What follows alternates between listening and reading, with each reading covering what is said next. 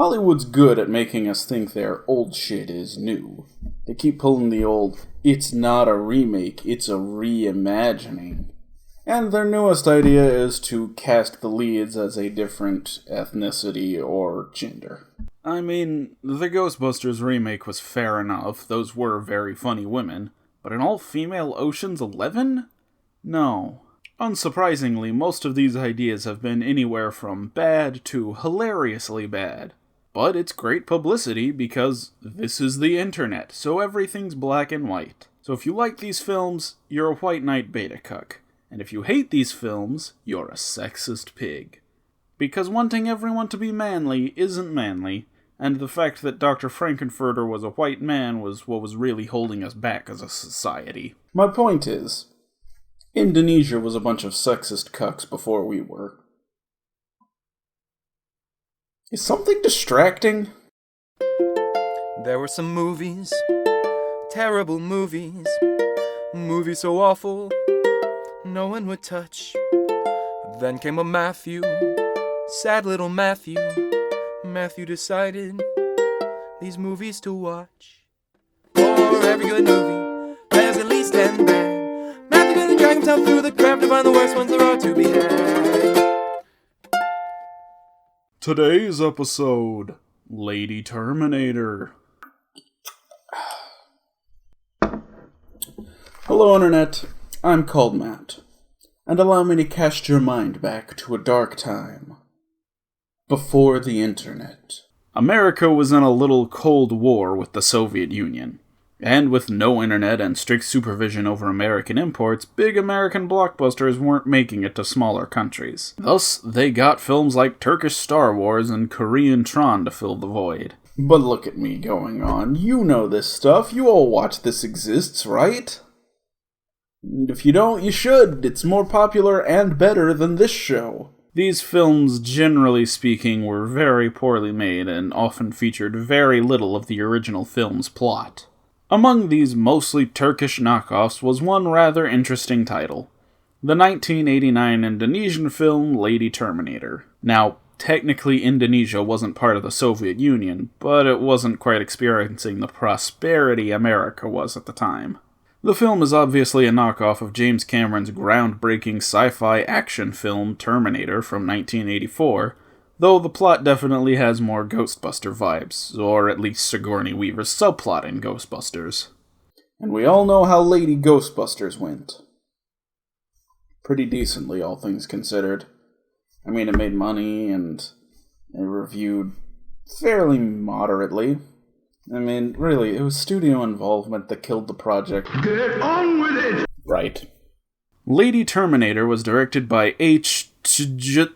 Jalil, under his stage name Jalil Jackson.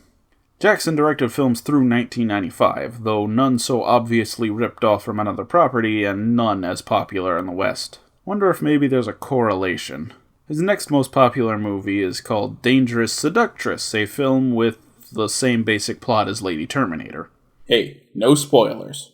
Jackson's the only person credited with experience outside this film, although a man named Adam Stardust was in this film.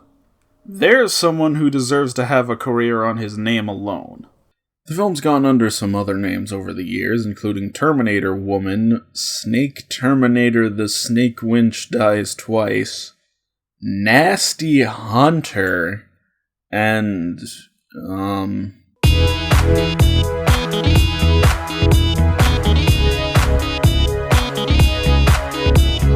although the original Indonesian title is The Revenge of the South Seas Queen. You know something? Lady Terminator could refer to either a Terminator who is a lady, or someone who terminates ladies. So the film starts where any good Terminator would start, in an ancient Indonesian castle. Distant past, distant future, same thing. Ooh, starting in on the sex scenes early, I see. But it seems like maybe it was a bad time of the month for that type of thing. Would you be more or less disturbed if I told you that was his blood? It seems the Queen is trying to find a man who can satisfy her, and those who fail have their penis explode. And not in a good way. You heard right. The villain's main motivation in this film is to get some good dick. And something about a necklace and revenge, but mostly good dick. But her latest lover pulls a snake out of her vagina and turns it into a dagger. You know, normal shit. Then the queen claims she'll be back in 100 years to exact revenge. Whoa, hey now. You got an earthquake going on or something? And don't worry about the nudity getting out of hand. Kenneth Thimity is here to direct all the ass. Cut to modern day 1980s and we meet our main character Tanya. And immediately the exposition gets ridiculously heavy. I'm working on a thesis. You see, there was this story about a castle that sank under the sea. And a Chris that was said to have mystical powers. Yes, exactly. You have the book? God, violently Dutch angle. So Tanya goes to search for this lost castle at sea in her very scientific bikini. Your mind, lady? I'm not taking you there. Will you stop calling me lady? I'm not a lady, I'm an anthropologist. And ladies can't be anthropologists. I may have put in the wrong Lady James Cameron movie. This looks more like Lady the Abyss. Oh, and she ends up in the Atlantean pleasure room, and a snake enters her vagina. This is a weird one, folks. Suppose you figured that one out already. Ah, but she comes out of the ocean naked. Finally, something bearing resemblance to something in Terminator. Fucking Saturday night on the beach! It's Thursday afternoon in my front yard. I love saying the current time and location. I also love peeing directly upward, 'cause that's possible. Look, his pants are still zipped. And have these guys ever been drunk before? You'd need like 3 or 4 different narcotics to get this result. Wanna have a good time? We could go to Disneyland, Indonesia. You know, typically I'd criticize that type of behavior towards women, but if she walks up to you naked, that's probably the most appropriate time for that. Then again, she might do this.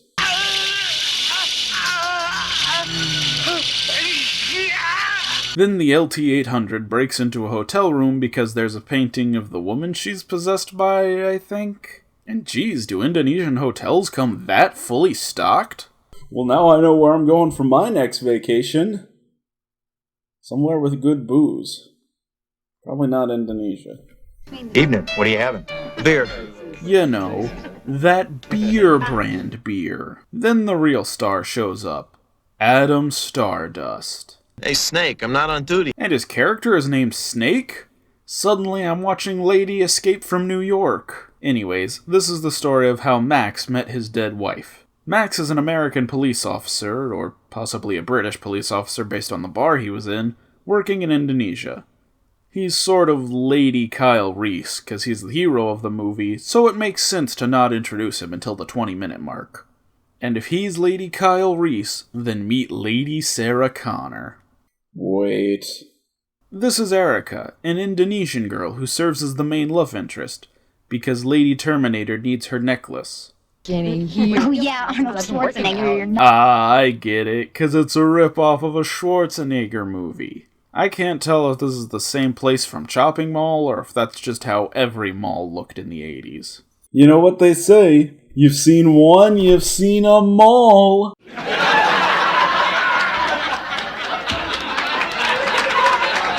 Naturally, her friend buys a fake version of the necklace, since she's not necessary to the plot, and, well, exactly what you think happens.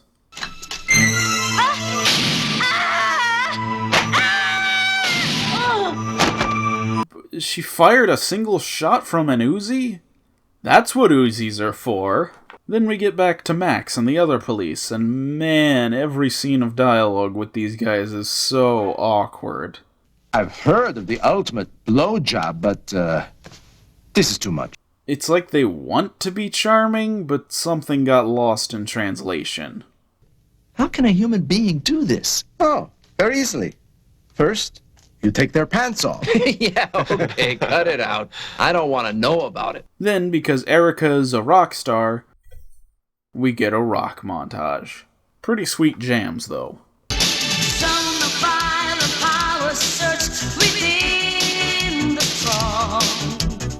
Concealment hides so we can face off. Then Miss Terminator shows up and shoots up the place. Hey, this also happened in Terminator. What's that, like 2 scenes now? They even have this line. Come with me if you want to live. I mean, it doesn't make much sense to have here, but they said it. Also, I guess because Tanya is possessed by a demon, she's bulletproof. And so are her clothes. Makes sense. Max and Erica escape and are chased by Terminator for women. Honestly, the action's not bad. Not that it's terribly impressive, but they had no money, so I gotta give props. They make it back to the station, and Max has a call from America, so Snake Stardust is back, baby. And you won't believe this. She can't be killed. What you mean?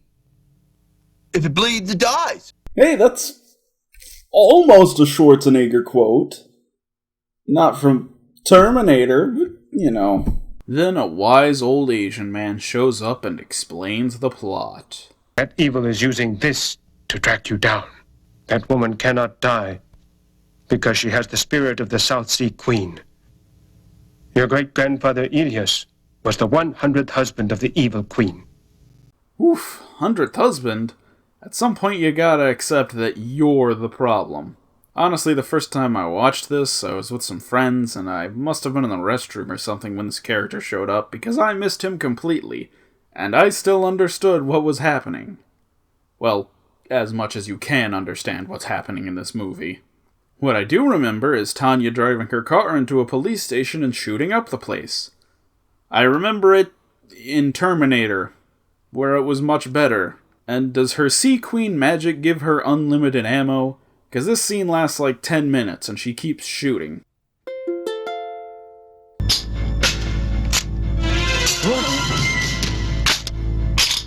At the end of it all, Max and Erica escape. I feel like I've already said that. Their car breaks down in the woods, and you know what that means. Oh yeah. I'd just like to take a second to point out that Max and Erica's couple name would totally be Merica. Then Tanya Nader cuts her eye out, because Terminator. And she reenacts what we all wish we could do after seeing this movie. Then the room service shows up.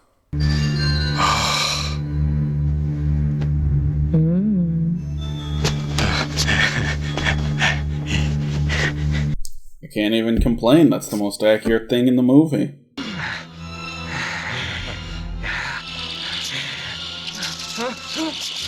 Oh geez, he lasted like 5 seconds. At least it took some time to kill the others. They go back to the mall because I guess they had access to the mall for a few days, and Lady Terminator shows up and Max and Erica escape.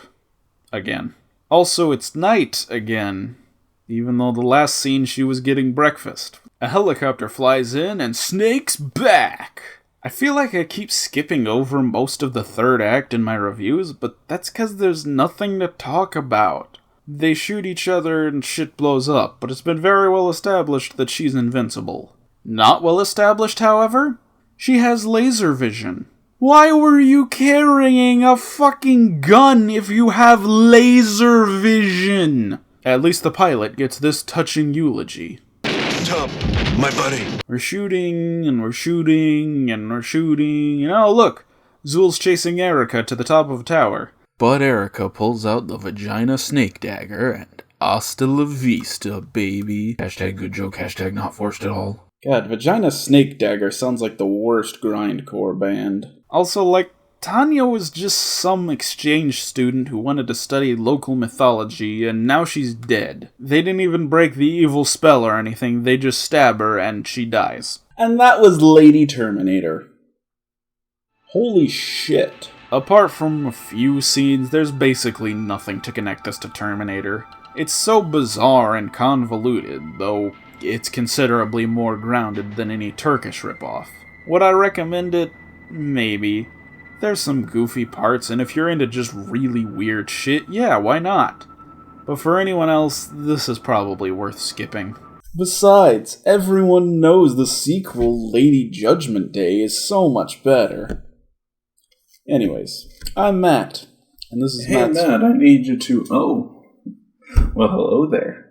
Dude, come on, it's me in drag. Oh. Well, this is really awkward. I mean, we're the same person, so... How are we the same person? Am I a clone? You from an alternate dimension? Some voice in your head? Who am I? I think you're just a fictional character I made up. Or, what if you're the fictional character I created?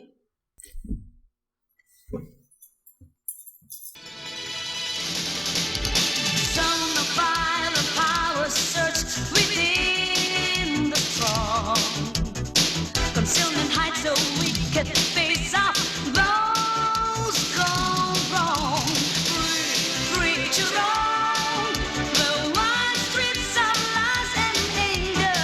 Wait until night. Solutions they hold within their minds. Tom, my buddy. Listen, I would never actually have sex with myself. I've never shaved my legs before.